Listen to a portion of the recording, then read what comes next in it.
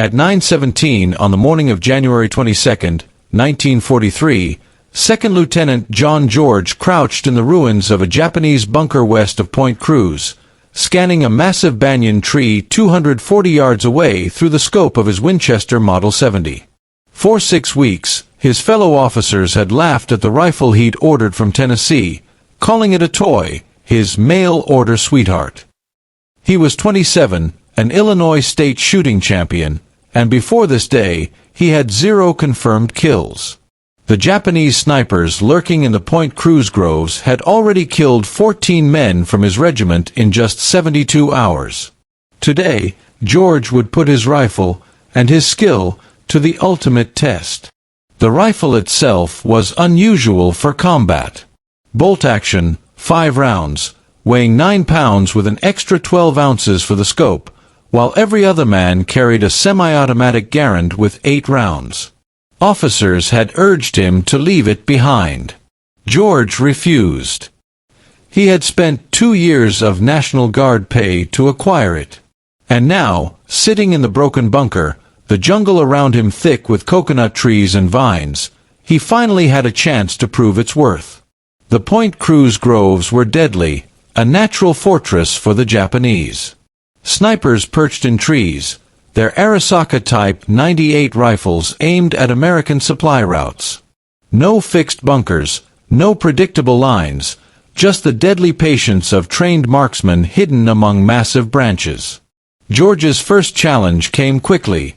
At 9:17, he spotted movement. 87 feet up, a Japanese sniper shifted in a banyan tree.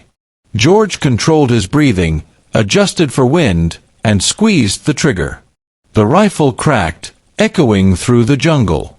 The sniper fell, tumbling 90 feet to the forest floor. George worked methodically, scanning each tree with a Lyman Alaskan scope. By 9:43, he had identified a second sniper, moving down the trunk, retreating. 1 precise shot, and the man collapsed. 2 shots, 2 kills. The other snipers were hunting him back now, testing his patience, his skill, his nerves. By noon, he had eliminated 5 of the 11 Japanese snipers who had plagued his battalion. What had been mocked as a mail-order toy had transformed into a weapon of deadly precision. Word spread quickly. Men who had once laughed now watched in awe. But George refused spectators. Attention meant danger. The remaining snipers adapted, halting movement during daylight. George spent the afternoon observing, calculating, waiting for the smallest shift that might reveal a target. By the next morning, January 23rd, heavy tropical rain had turned the jungle floor to mud, reducing visibility, but the snipers resumed their hunt. George waited for the storm to clear. At 9:12, he spotted his 6th target, a sniper cleverly hidden 290 yards away. The shot rang true. The Japanese responded with mortars, aiming for the position he had occupied the day before. George sprinted for cover, a shell crater 120 yards north, and continued his deadly vigil. By the end of January 23rd, he had 8 confirmed kills. Every shot required precision, patience, and calculation. Each sniper brought a new challenge, different height, distance, concealment. George's rifle, once a civilian hunting gun, had proven more effective than the standard military issue under these conditions. The Point Cruz groves were slowly clearing, one carefully placed shot at a time. By the morning of January 24th, he faced his final adversaries. Snipers working together, aware of his tactics, moving with purpose to flush him from cover.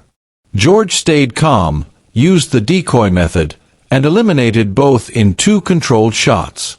11 Japanese snipers in 4 days, 12 rounds fired, 11 hits. His battalion's casualties had slowed, their morale rising, and George had changed the battlefield. After clearing the Point Cruz groves, George began training other soldiers.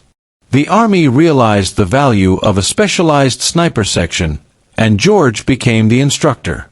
Using 14 Springfield rifles with scopes left behind by the Marines, he trained 40 men in jungle marksmanship. They learned to work in two-man teams, shooter and spotter, to adapt to terrain, to read wind, to control breathing, and to shoot under fire. By February 1st, George led these teams into operations west of the Matanaco River. In one day, they accounted for 23 Japanese soldiers, 0 American casualties.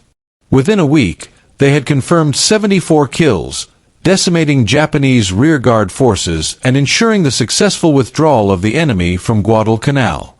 George's skills carried him beyond Guadalcanal. In early 1944, he joined Merrill's Marauders in Burma, a force modeled after the British Chindits, operating deep behind enemy lines with no supply lines and no artillery support. The terrain was brutal, the heat and humidity oppressive, the enemy experienced and relentless. George's Winchester, modified for weight reduction, saw limited use, 3 precision shots over 3 months, but each was effective. The campaign was a test of endurance, skill, and survival as much as combat. By the time they captured the Mitkina airfield in May, the unit was depleted, but the mission was a success. George returned to the United States in mid-1944, promoted to captain, and assigned to Fort Benning, training infantry officers. He carried with him lessons from Guadalcanal and Burma, movement through jungle terrain, engagement at distance, and independent operations. The Winchester Model 70 remained in his possession, a testament to the effectiveness of a skilled marksman with a carefully chosen tool. The war had shown that industrial-scale weapons were essential, but individual skill could still change the outcome of engagements. After the war, George pursued academics, studying at Princeton and Oxford, eventually working in foreign affairs. Yet he never forgot the rifle that had transformed his military career. In 1947, he documented his experiences in Shots Fired in Anger, a detailed account of weapons, tactics, and small unit operations that remains a reference for military historians today. He lived to see the evolution of military rifles, sniping as a formal specialty, and the enduring importance of marksmanship in modern warfare. John George died on January 3, 2009, at 90 years old. His Winchester Model 70 was donated to the National Firearms Museum, where it rests quietly, a silent witness to the skill, patience, and courage that had once turned the tide of battle in a distant jungle. This was a story of precision, patience, and courage. Of one man's skill changing the course of engagements that had seemed impossible. It reminds us that history is made not only by strategy and numbers, but by focus, determination, and the quiet power of a single rifle in the hands of a master.